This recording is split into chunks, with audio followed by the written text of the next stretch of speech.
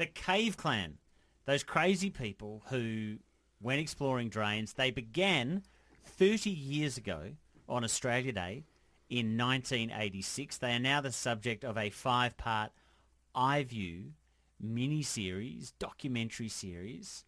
One of the founders is with us and the maker of the Cave Clan series. But have a listen to Doug talking about the excitement of being the Cave Clan. Getting out a manhole covered in dirt in front of people. It wasn't that I was an attention seeker, but it didn't bother me. Especially when 20 of you climb out one at a time. And you get out and you just start talking about, oh yeah, that was so cool, that was a good drain, you know. It's like you're finished. The climbing out of a manhole, it is that born-again sort of thing. Rebirthing. The born-again, rebirthed Doug, who was saying that, has come to join us in the studio. He's one of the founders of Cave Clan. Doug, welcome. How you going? And the man who was crazy enough to bring him to iView, ABC viewers, is Tim Stone. He's part of the iView team here at the ABC. Tim, thanks for coming in. Hi, Raf. I want to ask Doug why he did this crazy thing, but why on earth did you want to make a series about these crazy people? I just love subcultures, and this is a great subculture. It's been going for 30 years. It's unique. It's an Australian, kind of started this whole, underground exploring thing started, in Australia in many ways and became organised and travelled around the world. And these guys had an impact on my life. When I was in Hobart, I saw their stickers in the Hobart rivulet, and when I was in Bendigo, we had, drains in Bendigo and they would go up there. And so I knew about them, but, didn't quite know who they were. Sure. Doug, yes. Why? Why? That's a good question. I just sort of had this, as a kid, I don't know why, but I was always interested in tunnels and things like that. So I sort of got into exploring mines and caves and things like that. But just where I lived in Northcote, Fairfield area, there was a lot of creeks and a lot of drains, and I used to spend a lot of time playing around that. So it sort of just grew from that. As to why it became the subculture that it has, I never planned on it becoming what it did. So it just grew. So why I started doing it was I was just interested in it, and I was interested in finding like-minded people. Sure. So what sort of people, I should point out, by the way, Doug's got a Cave Clan polo shirt on. So Cave Clan, if you don't know, I didn't know this. Is it always got that Coca-Cola lettering? Is that old? Yes, like that? The copyrighted dynamic ribbon. Yes, it does have that. Yeah, you've stolen that copyright. Good. Did it help that it's potentially dangerous? Is that what helps make it attractive? Well, definitely for some people.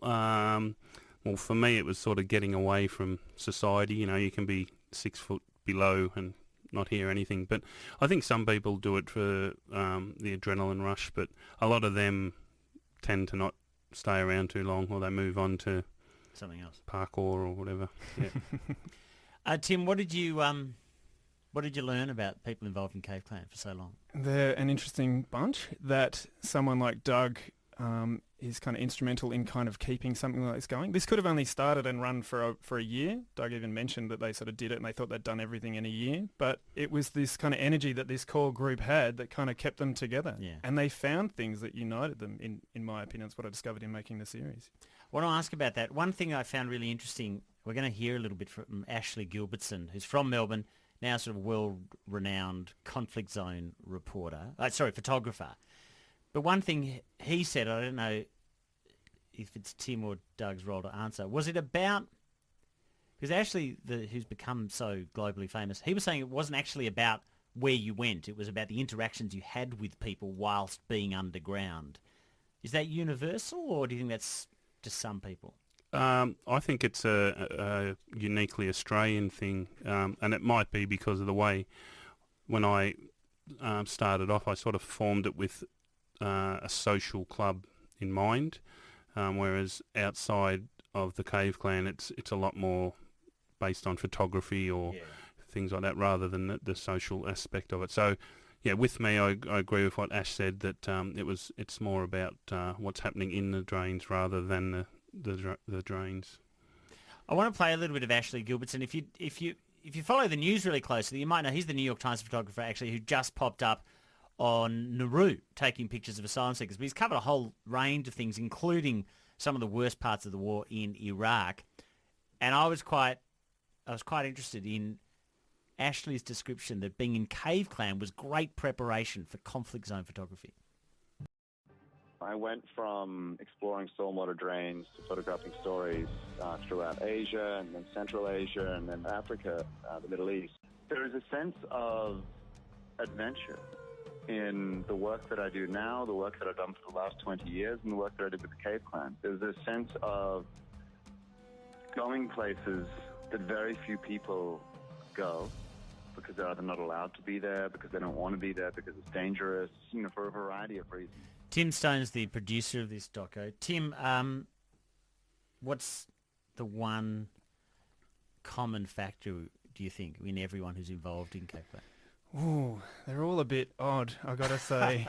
There is this, people have a fascination with kind of secret things in underground Melbourne, but it takes that extra gene to want to actually go down there and spend time down there, and even Doug's found this through the expos that they run. People might come and just do it once, and that's enough. They've had a sample, but other people come and they want to do it for 30 odd years. Doug's a promoter of a gateway something. Rick's called from Baldwin. Rick, what did you want to tell us?